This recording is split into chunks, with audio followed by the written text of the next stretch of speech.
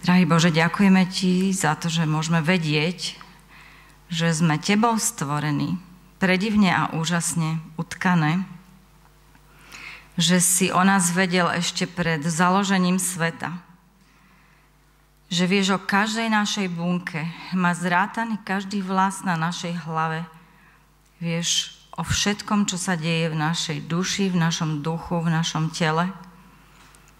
Ďakujem Ti, že sme nikdy nevypadli z Tvojej pozornosti, aj keď sa tak niekedy cítime v tej našej ľudskosti. Pane, rozhodujeme sa aj teraz počúvať slovo pravdy do našich životov, do našich životných situácií a rozoznať, čo je z Tvojho kráľovstva a čo je z kráľovstva temnoty. Tak prosím, aby si s každou jednou z nás aj teraz po obede hovoril, aby sme mohli byť ku Tvojej sláve. Amen. Tak neviem, ako to máte vy, ale jedna moja kamarátka, introvertka s takou, ona to o sebe hovorí otvorene, s takou menšou schopnosťou prežívať na vedomej úrovni emócie, mi povedala, vieš, keď som začala vstupovať do tohto sveta poznávania emócií v rodine a špeciálne v manželstve, tak zrazu som mala komplikovanejší život. Keď som vypla emócie, tak sa mi žilo ľahšie. Ale nebola v kontakte so svojím vnútorným prežívaním. Tak to je jeden pohľad na svet emócií. Neviem, s čím prichádzate vy. Ja som vyrastala s tým, že mi bolo povedané, že nemám sa veľmi emočne prejavovať, že nemám rozhadzovať rukami, že mám používať taký hlas. A nemá vlastne ani modulovať ten hlas veľmi najlepšie. Takže ani radosť, ani smútok, niečo šedé, aby som nevyčnievala z radu. A tak som sa zaradila ako poslušné dieťa fantastických kresťanských rodičov, ktorí robili to najlepšie, čo vedeli. Ale niekde proste vnútri som cítila, že to úplne nie je to, kým ma Pán Boh stvoril. Keď som videla židovskú hudbu a Talianov a Španielov, ja som asi bola Španielka niekde geneticky, alebo Talianka, alebo minimálne teda nejaká odnož hebrejská, možno židovská, neviem, ale žiaľ teda nič také. Takže nejako takto to mám inak. Ale teda žila som s tým asi posledných 56 rokov, že teda má to byť inak, ako to cítim. A vlastne Pán Boh ma uzdravuje, hlavne posledný rok a pol. A že mi ukazuje, že je to v poriadku. Že môže byť tou, kým ma stvoril. A teda snažím sa rozumieť tomu, kým ma stvoril a v celej mojej bytosti, celého môjho hlbinného bytia, ako celistvej osoby, ako sme ráno hovorili, ktorú tvorí duch, duša, telo. Takže poďme na to. Čo teda s tými emóciami? Ako im porozumieť? Dá sa im vôbec porozumieť? Sú darom, alebo sú nám na obťaž? A keď som začala uvažovať o tejto téme, tak mi naskákali tieto otázky. Vy máte asi aj vaše ďalšie, s ktorými prichádzate. Ja sa budem snažiť, ale neviem, či nám to vyjde tu, ale minimálne však tu budem do konca, takže keby vám hociaké iné otázky naskočili, prosím, príďte za mnou. Odkiaľ sa berú? Sú dobré alebo zlé? Slúžia nám alebo nás otravujú? Bolo by nám ľahšie, keby neboli? Kedy vznikajú? Čo s nimi? Som za ne zodpovedná ja alebo ten druhý? Aké majú následky? Môžem alebo mám ich vyjadrovať? A keď, tak ako? Čo v skutočnosti naša duša alebo naša identita vnútri počuje? Budem to nazývať, že uši duše. keď emócie eskalujú vo vzťahu, moje vlastné, a keď prichádzajú zvonku. Kto som? Kto si ty? Som moja emócia? Si ty moja emócia? Som ja tvoja emócia? Si ty moja emócia? Lebo to si tak hovorievame, že ty si ma nahneval. Alebo podobné výroky. Kvôli tebe som. A už si tam doložíme. To sme asi počuli veľakrát v živote. Takže to je presne to, čo tam niekde máme pod kožou. To máme v tej výbave, v tom kufriku s náradím. A potom si donesieme do života takú vetu, že ja som zodpovedná za to, že niekto je nahnevaný, že niekto je smutný. A potom sa snažíme nejaké vzorce prežitia si budovať. A nejaké náradie z toho kufrika s náradím na život vložíme a to používame potom vo všetkých vzťahoch. My sme si už hovorili tento verš, ale teraz ho troška posuniem do tejto témy. My máme možnosť voľby. My si môžeme zvoliť sa nepripodobňovať tomuto svetu, ale nechať sa premeniť. Byť premenené Bohom. A v tom, že obnovíme, že si necháme obnoviť naše zmýšľanie. To prichádza od Neho k nám. Prečo? Aby sme vedeli rozoznať, čo je Božia vôľa, čo je dobré, čo mu je príjemné a čo je dokonalé. Tak sa poďme na to pozrieť.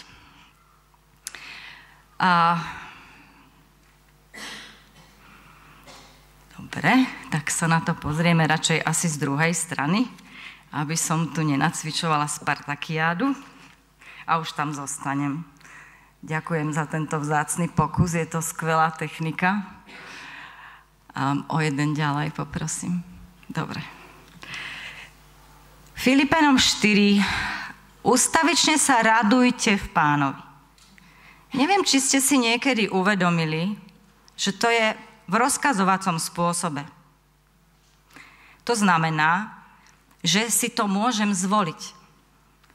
A nie len raz to hovorí Pavel. Opakujem, radujte sa.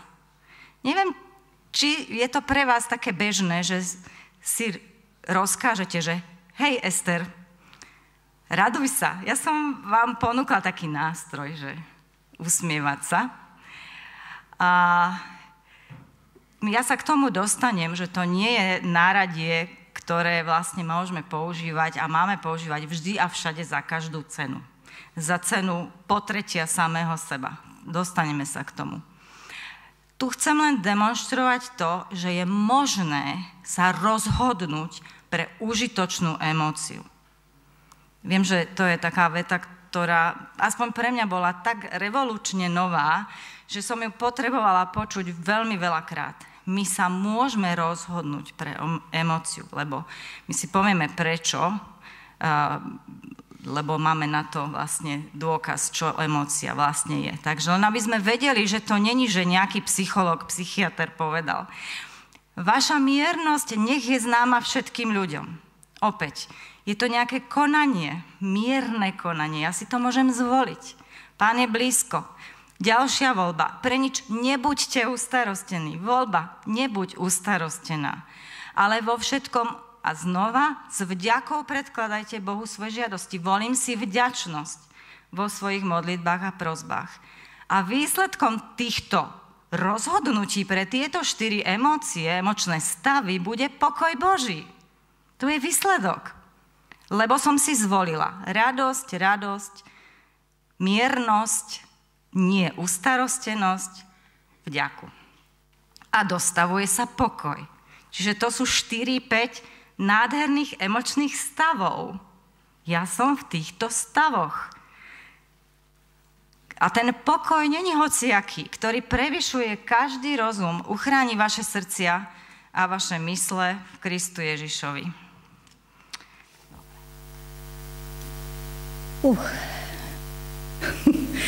Takže ustavične sa radujte. Áno. Áno. A buďte vďační. A potom príde Boží pokoj. No, ale teraz to je krásne. A teraz to je nádherné. Takže dobre, ja som sa rozhodla, že budem sa radovať, aj keď stojím tu. A tak ja na vás tak dovidím celkom dobre, tak skúste si vy nájsť nejaké miesto, aby vám bolo dobre. A napokon, sestry, upriamte svoju mysel na všetko, čo je pravdivé, čestné, spravodlivé, čisté, láskyhodné, úctyhodné, to, čo je cnostné a chválihodné. A teraz ide čin, robte to, čo ste sa naučili, čo ste prijali, počuli a videli na mne. A zase, a Boh pokiaľ bude s vami. Čiže toto je voľba a ovocie. A toto je ďalšie povzbudenie o tom, že my si môžeme zvoliť správanie a že je možné urobiť tú výmenu. Predstavených sa netreba bať. Čiže je normálne, že sa bojíme, keď máme nejakých ústavných činiteľov nad nami.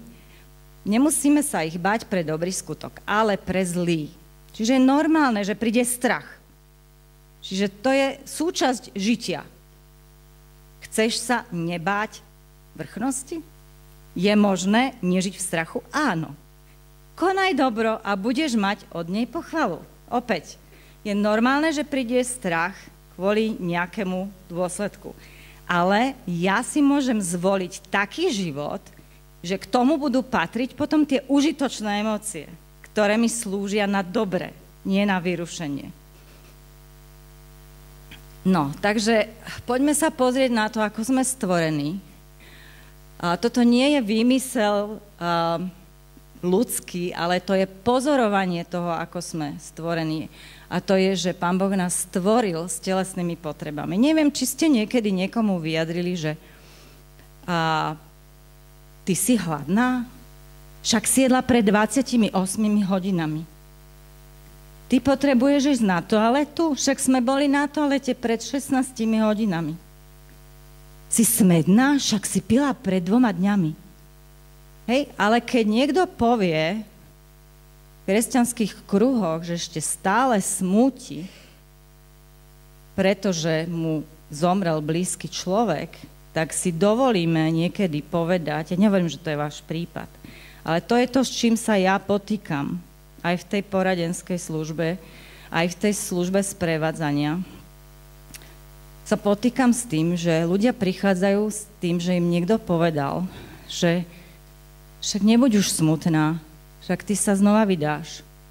Pri truhle svojho manžela počuje moja priateľka tieto slova na pohrebe. Alebo žena, ktorá smúti pol roka, rok, už by si nemala. Však veď je tešiteľ. To všetko je pravda. Ale to, že smútime a že máme emócie a že je v poriadku mať emócie, to je ďalší fakt. Tak vás chcem veľmi pozvať do toho, aby sme rešpektovali stav emočný tých, ktorí sú okolo nás, a na druhej strane dovolme si byť v tom emočnom stave, v ktorom sme, pretože je to v poriadku. Všetko má svoj čas, hovorí kazateľ. Je čas smútiť, je čas sa radovať, je čas žialiť, hlboko žialiť a je čas tancovať. To sú jediné 2 emócie podobné, ktoré sú dvojmo. Všetko ostatné, život, smrť, budovať, rúcať, je len po jednom. Veľmi je to zaujímavé. Mňa to, samozrejme, že ma to veľmi osobne zaujalo, a tak vám to takto odovzdávam. Boh nás nestvoril len teda s fyzickými potrebami, ale aj s potrebami blízkosti, s potrebami intimity vo vzťahu, pretože nás stvoril do vzťahu s inými ľudskými bytosťami. Boh zabezpečil prostriedky na naplnenie týchto potrieb, sme si ráno hovorili vo svojom synovi. A ešte jeden verš ma veľmi buduje, a to je, že nemáme veľkňaza, ktorý by nemohol spolu súcitiť s našimi slabosťami. On prešiel všetkým, ako my, najhlbším ponížením, najhlbším utrpením duše a ducha. Všetko, čo sme my prežili a prežívame na tejto zemi, prežil aj on. Môžeme mu veriť, že nám naozaj rozumie. Ale všetky tie potreby máme naplnené v ňom. Čiže mať potreby, fyzické potreby, vzťahovej blízkosti je OK. Nie je to zlé, ani sebecké, ani slabožské, ani bezbožné, ale znamená to byť prosto človekom stvoreným na Boží obraz. Boh nás stvoril ako prach. Boh nás stvoril s tým, že sme hladní, smední, potrebujeme spať a piť a blízkosť a bezpečie. Pán Boh nám hovorí tento krásny balans.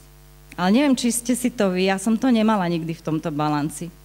Milovať budeš Boha celým srdcom, dušou a mysľou, celou svojou osobnosťou, aj vôľou a blížneho viac ako seba.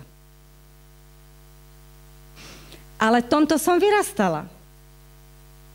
A potom to dopadne tak, že mám vysoký tlak, tetaniu, trasenie, pretože som prestresovaná a mám vysoký tlak.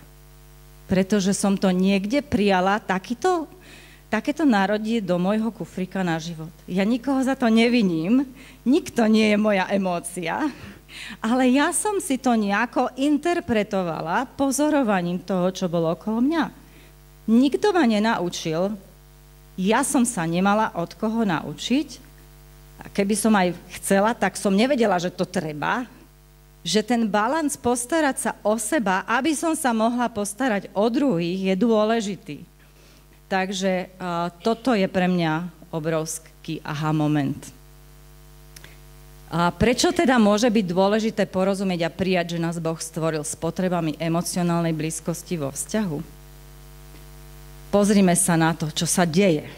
Deje sa nám to. Už sme si povedali, že to, že máme potreby, je preto, že sme tak stvorení Bohom. On sa rozhodol nás obmedziť, že máme potreby. Súčasne zabezpečil, aby boli naplnené v jeho synovi, ale on to tak vymyslel. A majú byť naplnené. To je jeho plán. A vtedy zažívame blízkosť vo vzťahoch. Vtedy zažíva dieťa blízkosť s rodičmi. Vtedy zažívame blízkosť v spoločenstve. Vtedy zažívame blízkosť s partnerom.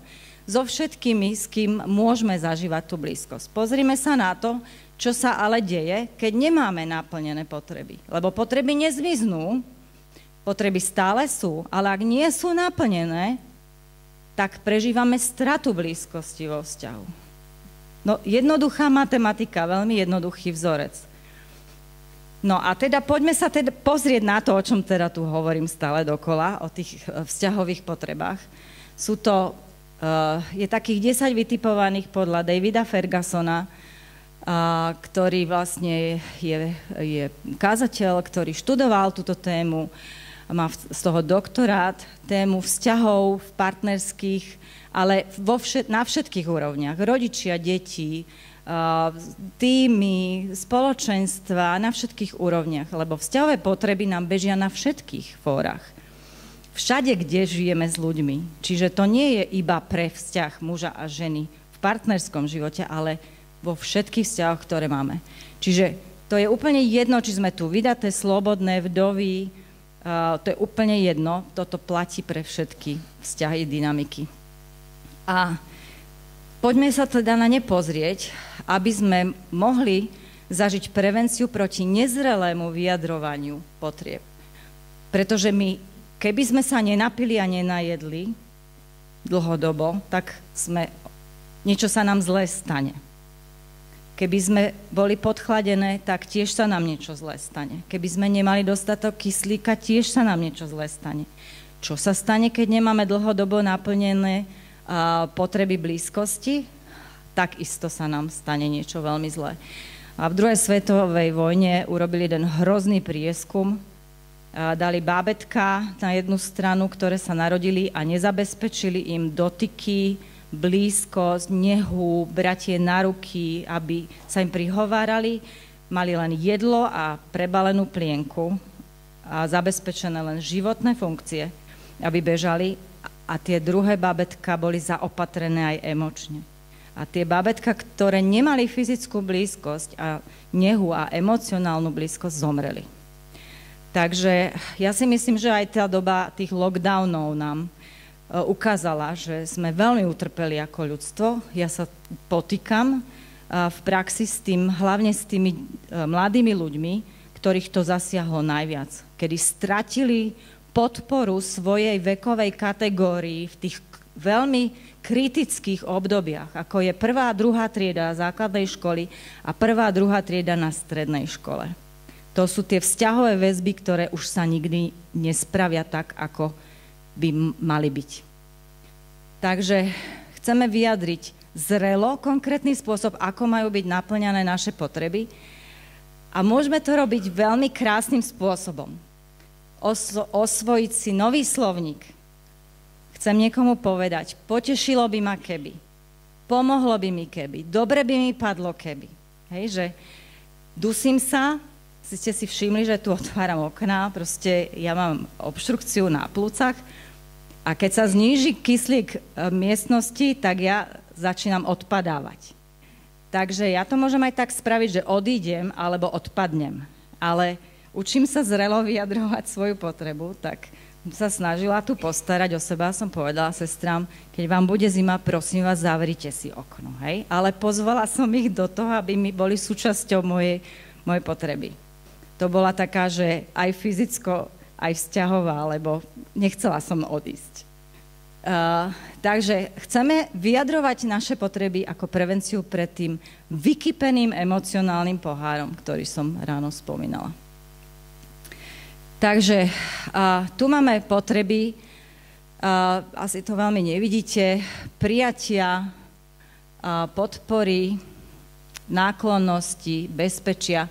Ja to nechcem teraz veľmi rozoberať. Viacerí ste poprosili, či by ste mohli mať tú prezentáciu, takže ja sa budem snažiť tam doplniť zdroje, aby som vám to mohla odovzdať. Ja to chcem teraz len ako princíp priniesť. Takže sú tam tieto emočné potreby od doktora Fergusona, ktorý ich vytipoval a všetci ľudia ich máme. Podpora, bezpečie, rešpekt, empatia, povzbudenie, útecha, pozornosť, uistenie o význame. Každá z týchto potrieb je niečo, čo všetci máme a potrebujeme to mať naplnené na nejakom stupni. Ale tie, ktoré máme najmenej naplnené v našom živote, vo vzťahoch, tak tie nám vyplávajú na povrch. A tam sa snažíme ich čo najviac doplniť, lebo máme pocit, že si nosíme stále nejaký prázdny mech. A že nikdy není dosť. A tak to teda všelijako skúšame. Pretože to, čo nás robí tými, ktorí prežívajú pocit významu, je to, ako dostávame od druhých. A ako oni príjmajú nás, ako sme príjmaní a čo dostávame. Vtedy zažívame pocit, taký hlbinný pocit toho, že môj život tu má zmysel, že som tu není dielo náhody. A to je opäť nejaká niť, ktorú sledujem dlhodobo, už 5 rokov, cieľene, odkedy robím s týmito potrebami. Že ľudia, akýkoľvek je ten primárny problém, s ktorým prichádzajú, čisto vzťahové problémy v manželstve, alebo v práci, alebo nevedia sa rozhodnúť, do akého zamestnania prídu, aj tak skončíme pri pocite významu. Že im chýba skutočne hlboké vedomie toho, že sú chcení. Tak tam niekde úplne do tohto jadra sa dostaneme. Takže toto ste videli, ale ja teraz nasvietím iný vzorec. Máme tu teda nejakých 2 ľudí, už si tam dosadte kohokoľvek, ktorí prichádzajú s tým svojim kufrikom s náradím na život, ako si uchmatnúť pozornosť. Viete, ako som to ja robila v puberte? Samozrejme som nevedela, čo robím. Ja som prvá zo 4 detí a dostávala som od skorého detstva zodpovednosť za mojich súrodencov. Ja si pamätám do svojich nejakých 14 rokov len takú ťažobu, že zodpovednosť za mojich 3 súrodencov, ako také malé kuriatka a ja ich musím takto chrániť a strážiť, aby sa im nič zle nestalo. A tá ťažoba nejako ma sprevádzala, až do tých 15 som sa tam nejako utrhla, bolo mi zrazu tak voľnejšie na svete. Ale to, čo som ja robila a čo som, vlastne moja duša kričala, že halo, tu som, všimnite si ma. Ja som bola v skupine mládeže, jedna z najmladších, som bola vlastne taký dorastenec, lebo sme to tam nejak, tie veky nepasovali. Ja som mala 12, keď som šla do mládeže a všetci ostatní tam boli vysokoškoláci väčšinou. Takže som tam cítila jak, akože omylom. No a samozrejme, že ja som nebola zaujímavý človek pre nich na diskusie v Bratislave, intelektuálne debaty, niečo, tak s tou nejakou 12, kto sa bude baviť. No a tak som ja robila takú, že smutku. Tak som ja tak zosmutnela a tak sadla bokom v tej svojej introvertnosti. Akože mne nebolo zle, ale v podstate dnes si uvedomujem, že ja som takto ticho kričala o pozornosť. Haló, tu som, prosím vás. Aspoň niekto na mládeži mi venujte 3 minúty pozornosti. Takže to som si ja dala do môjho kufríka, že to funguje. Dosť to fungovalo. Ja som vďačná za všetkých, ktorí prišli. Ale to nebolo zdravé, to nebolo v poriadku. A keď toto donesete do manželstva, tak to vôbec nefunguje. A teda vlastne to, čo chcem teraz na tomto obrázku zdôrazniť, je, že keď sa stretne nenaplnená potreba u partnera číslo 1 a u partnera číslo 2, tak nám vybuchne bomba do vzťahu. A nič sme vlastne neurobili.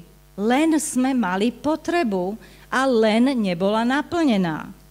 Ale prišla emócia, prišiel stav, ktorý vlastne spôsobil tú nejakú reakciu. Tak sa pozrime na to, že ako to vyzerá, pripomenieme si Coca-Coli, nechceme byť Coca-Cola, ktorá vypeňuje. A čo ideme teda s tým robiť? A to, čo sa v tej našej ľudskej prírodzenosti deje, že nevieme zabrániť tomu, že aj keby sme boli najlepší rodičia, alebo ak sme mali tých najlepších rodičov, aj oni niekedy zabudnú niečo urobiť, aj my niekedy zabudneme niečo urobiť, čo sme slúbili.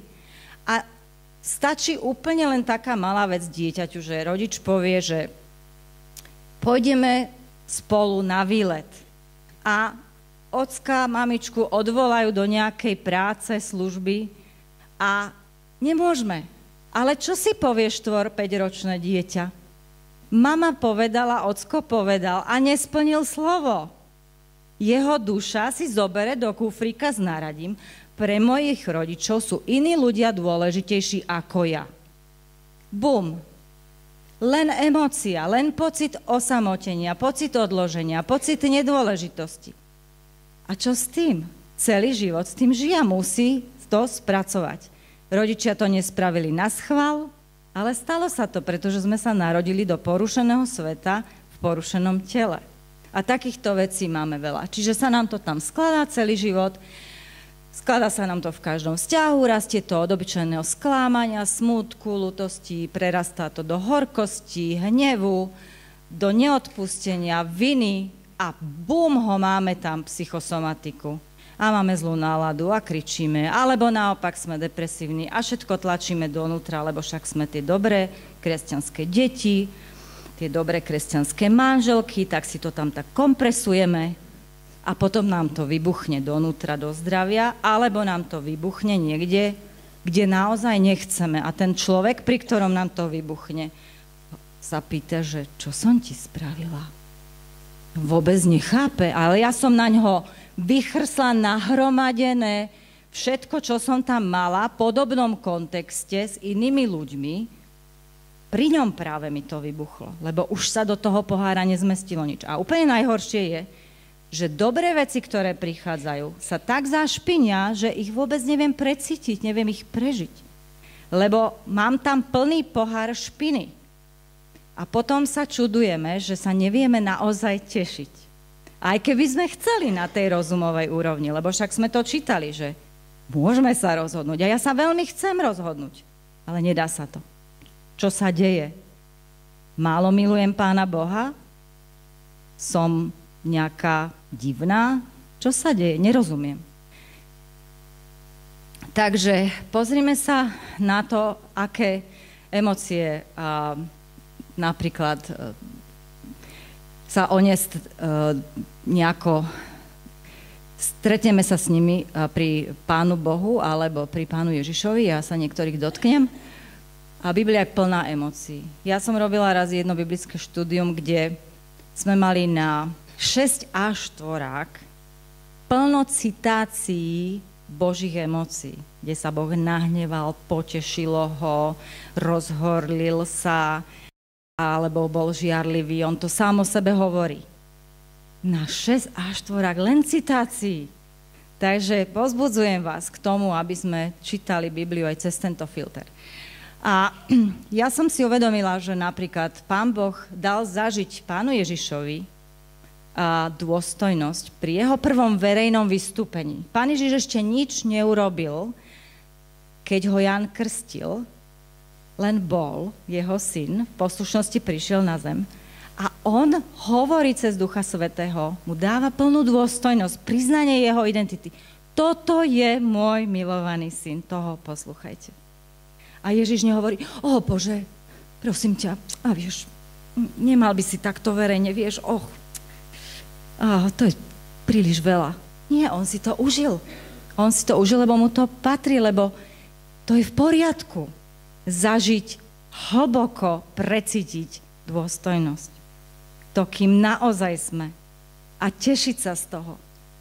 Pán Ježiš, ja neviem, či ste aj vy takí, že čítate Bibliu, že aj sú tam farby, aj to tam má nejaký hluk, aj zvuk, aj pohyb. Ale ja som si niekoľkokrát predstavovala tú situáciu, keď Pán Ježiš išiel do chrámu a prevrátil stoly. Neviem, či ste vy niekedy už prevrátili vedome stôl. Množné číslo stoly, ešte aj s bičom. Akože vážny pohyb. Vážne vyjadrenie telové hnevu. Na čo? Nie na tých ľudí, na to, čo sa tam deje. Na tú činnosť. Toto nie je v poriadku. Toto, čo sa tu deje. Hanobí sa tu miesto, kde prebýva Boh. Čiže on vyjadril jasne hnev. Empatia. Keď zomrel Lazar, Pán Ježiš vedel, že ho ide vzkriesiť z mŕtvych. Ale všimnite si, čo robí. On prichádza k hrobu, sú tam tí žialiaci, neviem, či ste videli niekedy žialiť Židov. Oni tak žialia dosť nahlas. A celým telom. Keď niekedy vidíme tie zábery pri múre nárekov.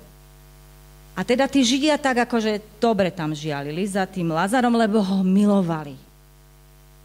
A Pán Ježiš prichádza a hovorím, počúvajte, prestaňte, haló, utrite si už tie nosy aj oči, však tu som, však už ide von za chvíľu, vydržte. Nie. Pripojil sa. Empaticky spolusúcitil, stretol ich, pretože vedel, že človek to potrebuje. Že z nás, však on vedel, ako nás stvoril. Vedel, že to je súčasť nášho prežívania. Pripojil sa k tomu plaču, lebo to bolo to, kde ich stretol. Pripojil sa a zaplakal nahlas. Takže to počuli a videli a povedali, hľa, ako ho mal rád. Aj on. A potom až urobil to dielo zázračného vzkriesenia. Zažil posmech. Na najhlbšej, najdecimujúcejšej úrovni, akú si vieme predstaviť. Ja si to ani neviem predstaviť, iba z tých opisov historických. Dáva nám odpustenie na hlbokej úrovni. Také odpustenie, že nespomína viac. Uvaluje naše vyznané hriechy do mora zabudnutia. Ako keby sme nič neboli spravili. A znova nám dáva šancu. Prežil hlbokú úzkosť, o tom som hovorila ráno. Takže môžeme si byť istí, že rozumie nám aj s našimi potrebami.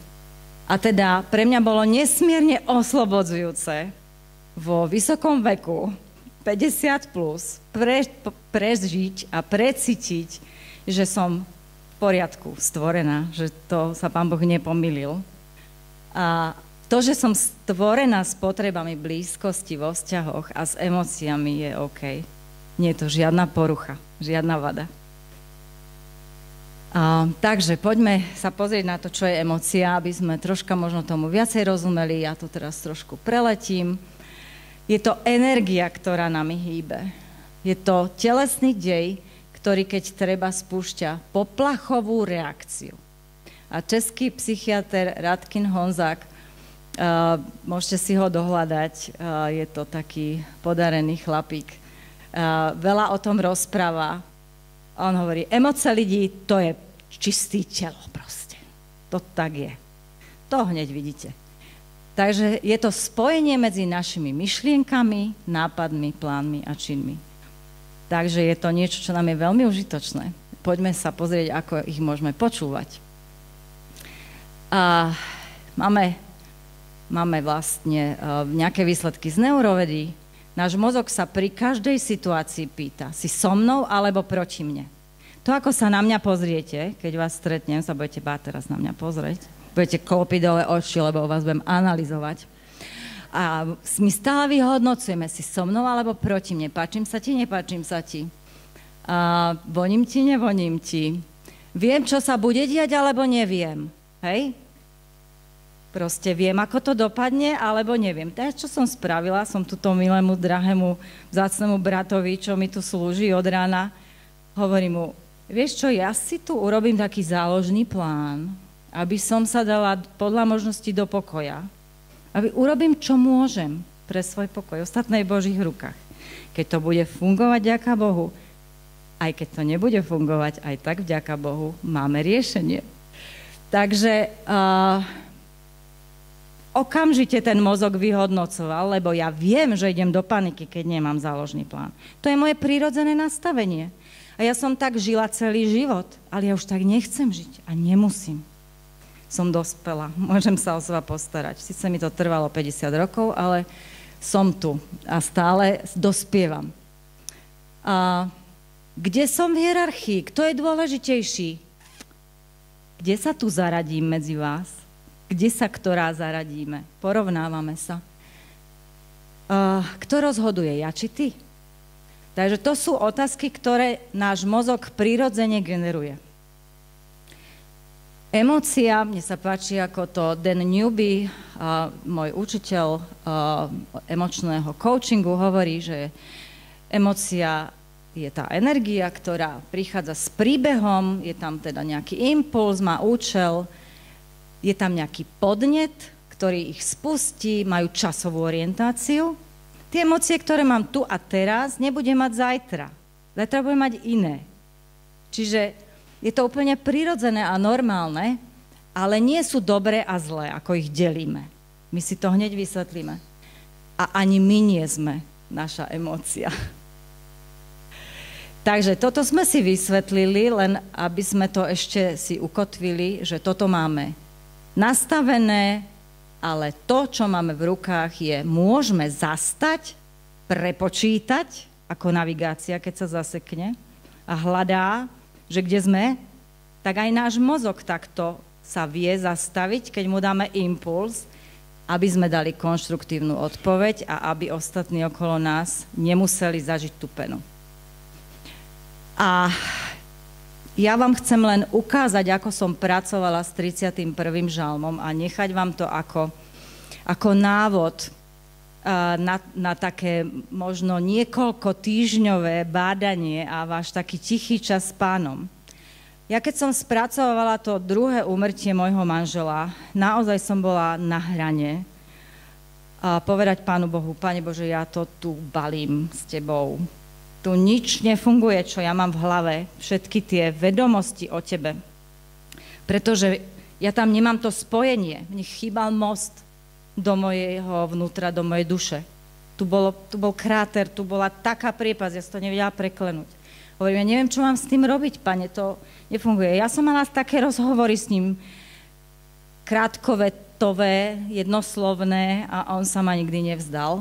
A Duch Svätý mi jedného dňa ponúkol tento 31. žalm, lebo hovorím, ale musí v tvojom slove existovať niečo, ako sa niekto potýkal s tými emóciami. Však veď už som rozumela na racionálnej úrovni, že emócie sú darom od Boha, že to není môj nepriateľ, aj potreby sú darom od Boha, že ich má pod kontrolou.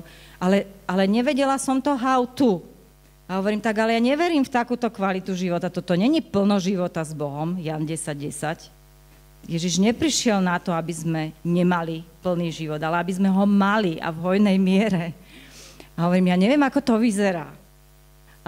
A tak mi Duch Svätý pošepol, že tak muž podľa Božieho srdca. Jediný má taký titul.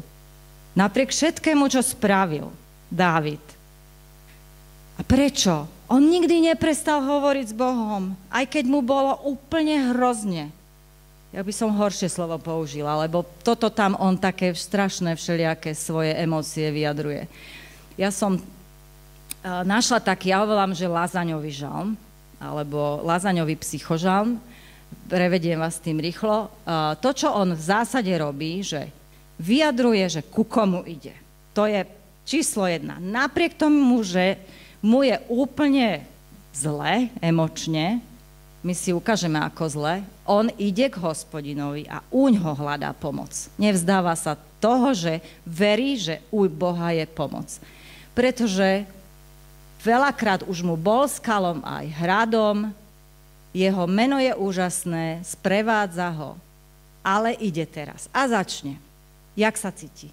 Vyveď ma zo siete, ktorú mi tajne nastavili, lebo si mojim útočišťom. Čiže cíti sa ohrozený.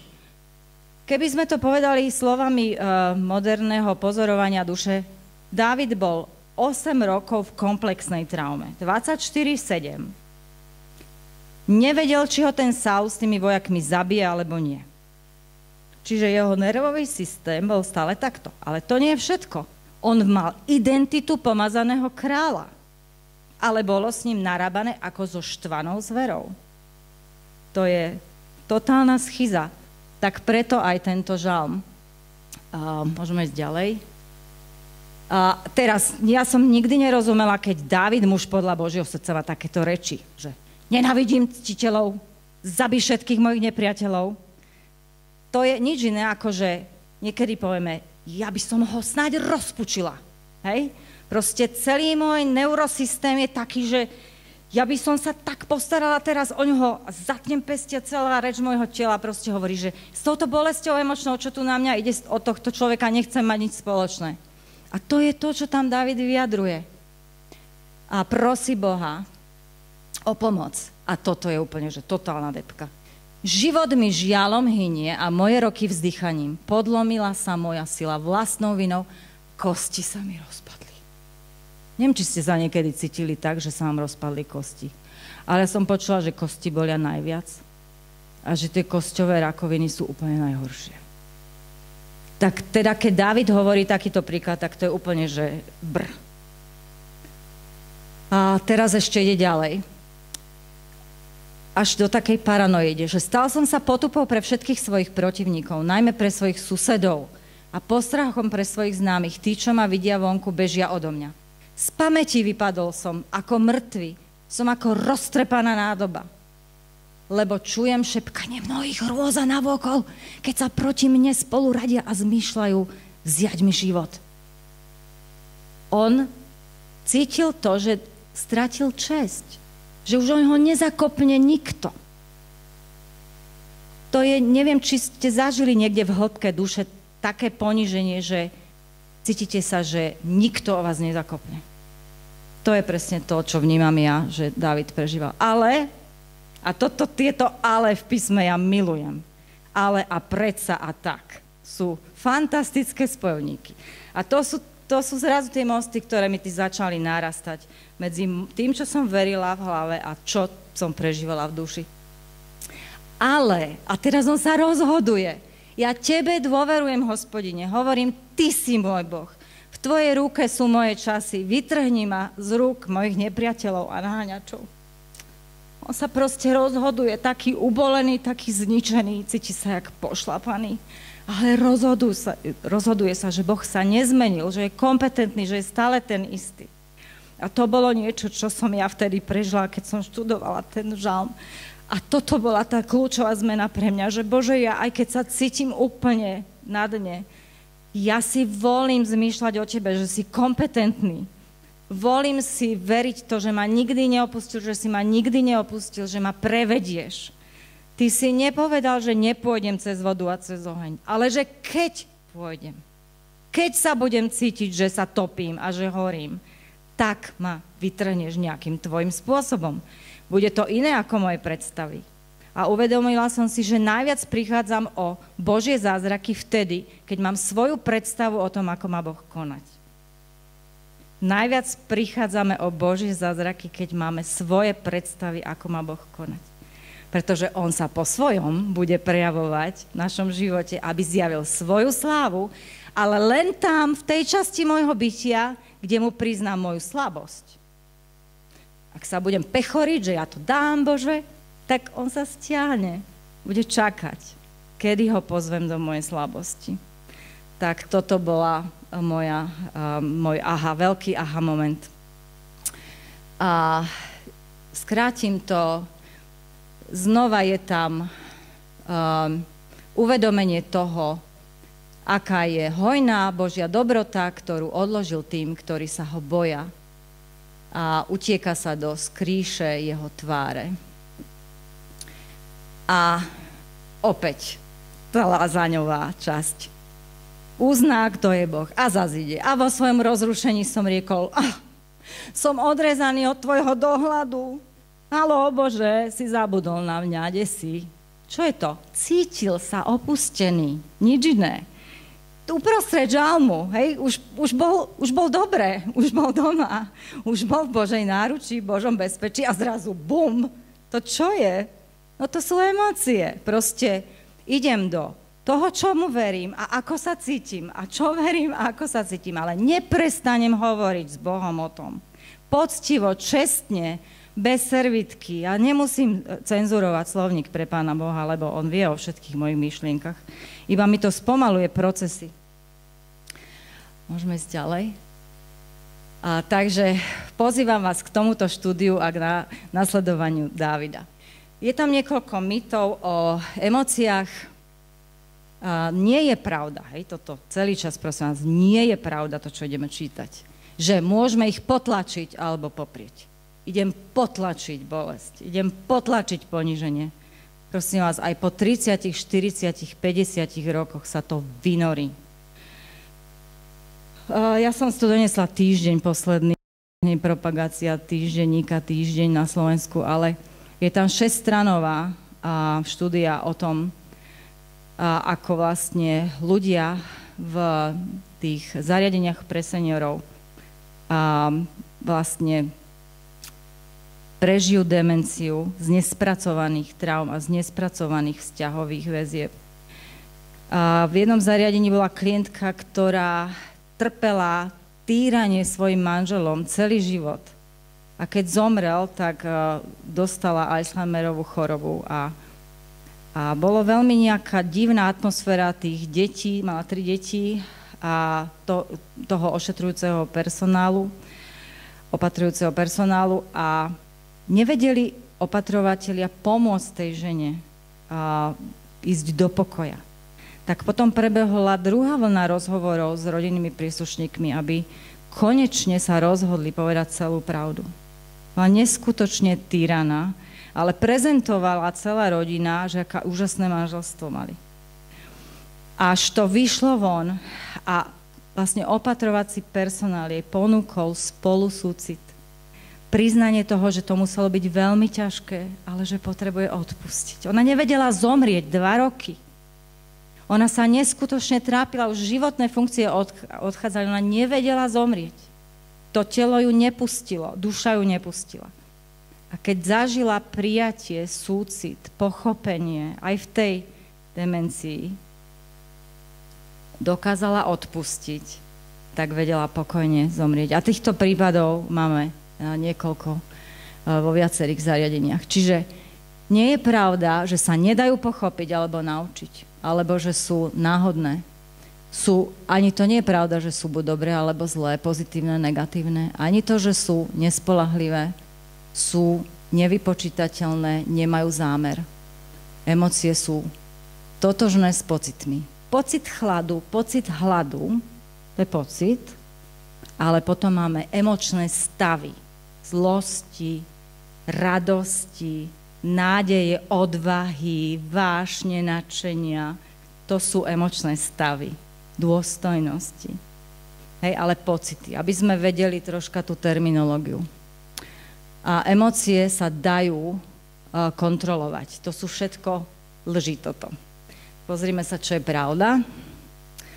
Pozývam vás do novej interpretácie o týchto pomocníkoch od stvoriteľa. Nie sú ľubovoľné, každý človek ich má, prichádzajú s príbehom, emócie majú logickú štruktúru, sú predvydateľné reakcie na skúsenosti, nie sú dobré alebo zlé, ale nám buď slúžia, alebo neslúžia. Emóciám môžeme dôverovať.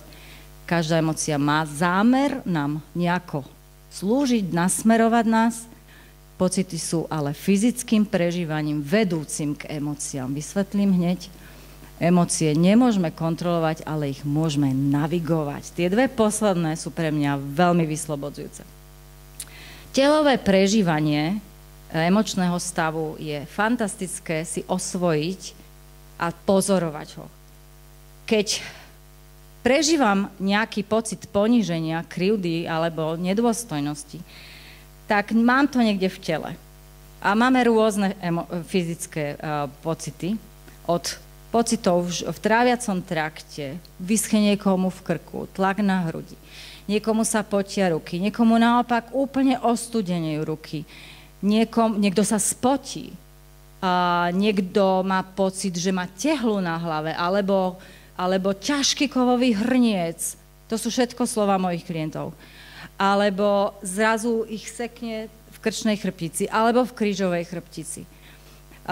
Niekoho rozbolia kĺby. Proste, to by ste sa čudovali. Najrôznejšie fyzické pocity, ktoré treba nacítiť a prijať ako priateľov, pomocníkov, ktoré hovoria: pozor, Ester, dačo tu nie je v poriadku, deje sa ti krivda, treba sa o seba postarať. A idem analyzovať, čo sa mi deje, čo sa mi spustilo. Aha, tam sa mi to vynorilo niečo, čo mi spustilo pocit neuznania, pocit nedôstojnosti, pocit vymenenia za počítač. Takže je čas, aby si sa postarala zrelo o seba a vyjadrila potrebu. A emócia má teda príbeh, ako som vám hovorila, a majú za úlohu nám niečo povedať, majú posolstvo. Každá emócia rozpráva iný príbeh, tieto príbehy sa môžeme naučiť, aby sme ich potom mohli identifikovať. A pozrime sa teraz, aké príbehy môžu mať. Napríklad emócia dôstojnosti. Idem teda po tých emóciách, ktoré som zvolila o Pánu Ježišovi. Má príbeh, že som hodnotná. Keď prežívam absenciu dôstojnosti, tak prežívam presne to, že necítim sa hodnotná. Čiže my všetci potrebujeme toto na prežitie. Impulzom je, že si chcem uctiť samu seba a vytvoriť sebaúctu. A môžem to spraviť zdravo alebo nezdravo, podľa toho, aké náradie kvalitné mám v mojom kufríku na život.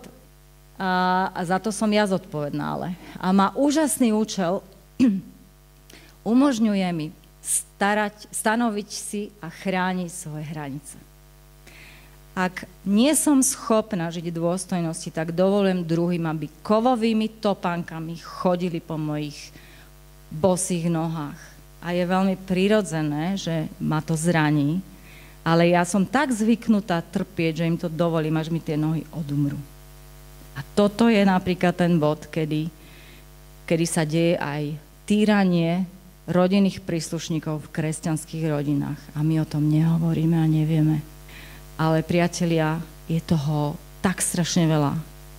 A tak strašne bolavé príbehy. Ja vás chcem veľmi poprosiť. Veľmi veľa riskujem, keď teraz toto hovorím, ja viem, ale musíme o tom hovoriť. Pretože je to do neba bolajúce. Pán Boh je z toho veľmi smutný, lebo ja verím, že to nie je jeho zámer, aby sa toto dialo vôbec vo svete. Ale ak prídu muži, ženy, už aj muži trpia. Aj muži sú bití a týraní. Ja som šla sem s taxikárom, ktorého manželka poslala do Leopoldova, lebo si v nejakom bode zmyslela, že chce jeho byt. A mala priateľov na kriminálke cez kokain. A on prišiel o 350 000, 30-ročný mladý muž. Bila ho, škrabala. On sa ovládal.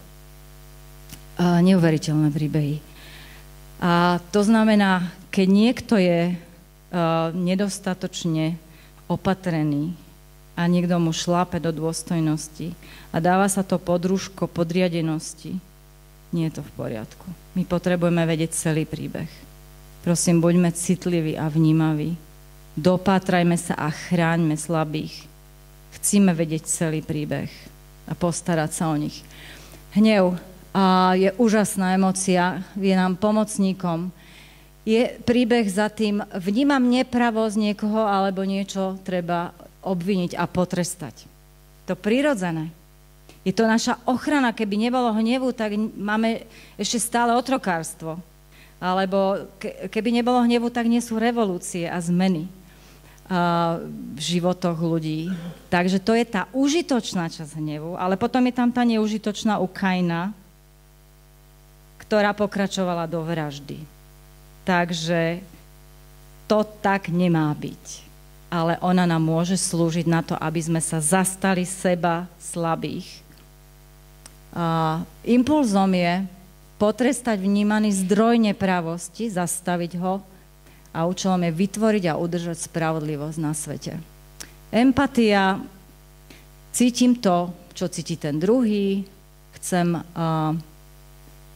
spolu súcitiť s jeho emóciami a pomáha mu porozumieť, aké emócie prežívajú tí druhí ľudia. Vieme sa napojiť, ale ani emócia nám vždy neslúži. Slúži nám len dovtedy, aby sme sa napojili. Ak ja už mám toho človeka sprevádzať, potrebujem byť silná a potrebujem výjsť z jeho príbehu a potiahnuť ho inde. Takže toto je aj to, aby sme rozlišovali, kde je tá užitočnosť a kde už končí užitočnosť. Dokončíme posledné dve. Posmech.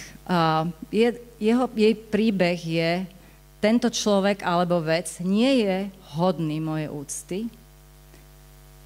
Impuls je, že mám potrebu vysmiať a znevažovať a účel ale je, že chcem poznať svoju normu rešpektovania druhých ľudí. Čiže viem sa postarať o to, kedy už treba zasiahnuť a kedy nie. Odpustenie. Niečo si urobil, čo mi spôsobilo bolesť, ale ja to v budúcnosti nepoužijem proti tebe. A toto je niečo úžasné, čo robí Boh, čo nám dáva a k tomu nás pozýva. Aby sme takéto dokonalé odpustenie, ktoré očakávame od Neho. Neviem, ako to vy máte. Keď už 78. krát urobíte tú istú vec, Pane Bože, zase, prosím, odpusť mi. A ja očakávam, že mi odpustí. Ale keď niekto spraví 4-krát to isté, tak si poviem, ne, končím s týmto človekom. Čiže odpustenie je takisto rozhodnutie vôle, stav, do ktorého sa môžem rozhodnúť ísť, a to je tá milosť, ktorú máme v Kristovi. Impulzom je koordinovať činnosť s vedomím, že sa môžem znovu zraniť. Riskujem, keď odpúšťam. Riskujem, že znova budem zranená, ale ja znova môžem odpúšťať a správať sa, ako keby sa nič nestalo. A tiež môžem vyhlásiť minulosť za uzavretú, keď sa budem stýkať s tou osobou aj v budúcnosti. To neznamená, že budeme priateľmi s vrahmi a s ľuďmi, ktorí urobili hrozné veci. Ale my potrebujeme pustiť tú horkosť, to slovo je úžasné, odpustiť, aby sme mohli mať priestor pre to, čo nám Boh dáva do nášho života, čo je budujúce. Takže ja vás pozývam k tomu, aby sme nasledovali príklad Pána Ježiša. On sa rozhodol nás milovať večnou láskou a za tým je konanie. Ustavične nám činí milosť. tak nás miloval, zase je tam čin, dal nám svojho syna, aby nikto nezomrel.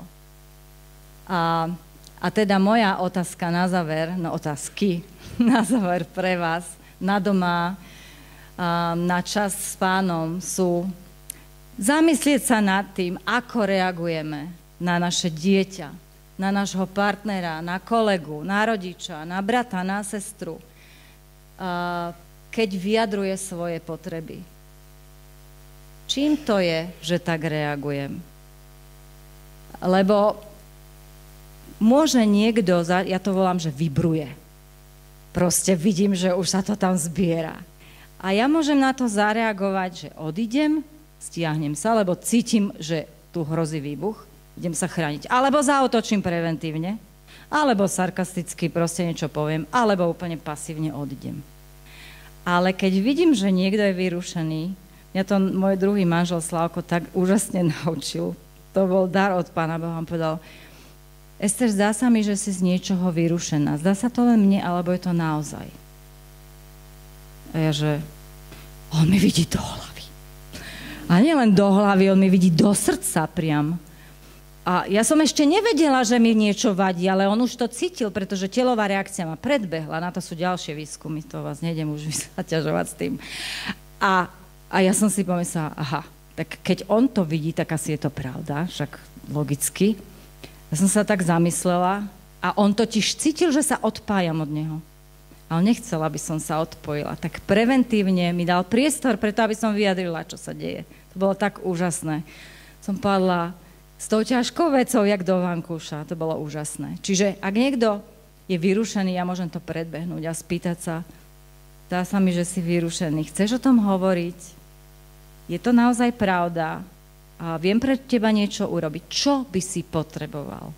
A tam ale neskončíme. Pýtajme sa, ako? Ako presne? Aby naozaj tá čistá voda šla do toho emočného pohára.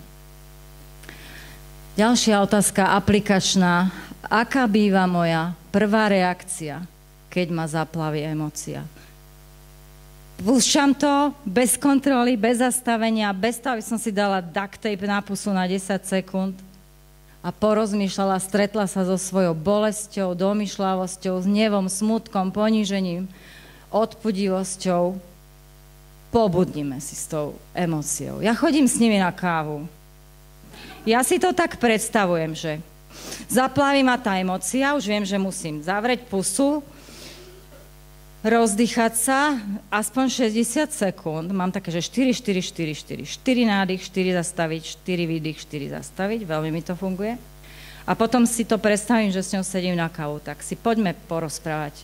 Čo máš za príbeh? Čo si priniesla?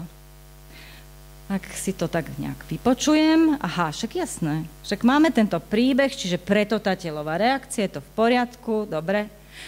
OK. Čo by som potrebovala? Lebo niekedy neviem.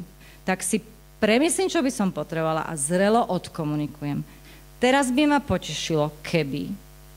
A tak sa postaram aj pri mojich dospelých deťoch o seba.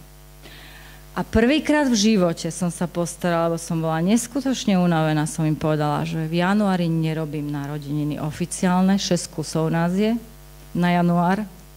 Keď vy máte niekto na to kapacitu, urobte. Som robila Vianoce a predtým som robila novembrové veľké. Nevládzem. Som myslela, že vlastnú smrť idem zažiť, keď som toto povedala. Prvýkrát v živote, v 57 rokoch, ja som sa postarala o seba, že neidem vyhorieť v januári. Ale som to urobila. A nič sa nestalo. A ja som mohla sa venovať mojej mamičke. Sme v januári, sme si spravili my dve narodeniny, mali sme úžasný čas. A to neznamená, že môj vzťah s mojimi deťmi skončil, alebo bol horší, alebo je horší. Ja som sa iba postarala o seba, lebo som vyjadrila to, že nevládzem. Nešla som za hranu toho, ako som stvorená. Aj keď som, verím, dobrá mama, aspoň teda sa o to usilujem a starostlivá. Ale vtedy som bola slabá a som priznala tú slabosť. Pýtajme sa, čo chcem od dnes robiť inak. Nakoľko to mám v rukách ja. Urobím tu svoju časť. A Boh je ešte aj v tom úžasný, férový. Hovorí, že pokiaľ je to na vás, majte pokoj so všetkými ľuďmi. Nehovoríš za každú cenu, lebo ja nemôžem odžiť tú časť toho človeka na druhej strane. Môžem spraviť svoju časť a odpustiť, aj pustiť toho človeka, aj s jeho emóciami. Kedy s tým chcem začať? Môžem s tým začať hneď. Môžem niekomu zavolať, môžem niekomu napísať správu. Máme také úžasné možnosti. A prosím, neodíďte, ak vás niečo z tohto oslovilo, povzbudilo, bez toho, aby ste si tu do týchto zošitkov napísali konkrétne prvé kroky, prvý krok, kedy s tým začnete, kedy sa s niekým stretnete, kedy niekomu niečo napíšete, pre niekoho niečo urobíte, alebo pre seba. Aby ste sa postarali o seba a svoje potreby, s ktorými ste stvorení zrelo, bez tých neužitočných emócií, alebo teda neužitočnej časti emócií a bez neužitočných prejavov emócií. A Pán Boh je prítomný, aby nás týmto procesom sprevádzal. On nikam neodchádza, on nám rozumie. On je náš pomocník, za to sa chcem modliť. Ďakujeme Ti, Duchu pravdy, že nás uvádzaš do každej pravdy a že nám objasňuješ, že sme, napriek tomu, že sme takto krehko stvorení, že nie sme odkazaní tu živoriť a byť obeťami vlastných emócií. Ďakujeme, že si nám ich dal, Bože Stvoriteľu, aby nám slúžili, aby sme mohli zažívať plnosť bytia. A tak chceme rozoznať každú lož, aby sme naozaj mohli ísť do tej plnosti, do ktorej si nás povolal. Je tam toľko veľa tajomstiev, Pane, ktoré ešte nepoznáme, ale chceme ťa spoznávať naozaj v duchu a v pravde taký, aký si. Nie podľa tých klišé, ktoré máme v našej spoločnosti a všade okolo nás, ale chceme rozumieť to, ako sme stvorení a ako tie dary, ktoré si nám dal, môžeme používať pre plnosť bytia v Tebe, ale aj sami so sebou, s tým, aké dary si nám dal. Aj s ľuďmi, ktorých si nám dal do nášho života. Pane, tak prosím, čisti naše vzťahy, čisti naše srdcia, odkrývaj nám, čo všetko môžeme Ti odovzdať, aby sme si to nemuseli nosiť do ďalšieho nášho života, aby sme mohli byť od toho slobodní. Pomôž nám poukončovať procesy, poukončovať nezdravé vzťahy a vyriešiť napätia. Pane, ďakujem Ti, že Ty nám ponúkaš pomoc a sprevádzanie a múdrosť a Tvojho ducha, ako ducha, ktorý nás uvedie do každej pravdy o nás, o svete, o Tebe. Dávame sa do Tvojich rúk a ďakujeme Ti, že si našim sprievodcom. Amen. Tak, prepáčte, že som pretiahla. Keby ste mali nejaké otázky, tak kľudne príďte za mnou. Som tu. A nie len otázky, ak máte aj nejaký nesúhlas a iné pozorovanie, rada si ho vypočujem. Rada sa nechám poučiť. Ďakujem, že ste prišli.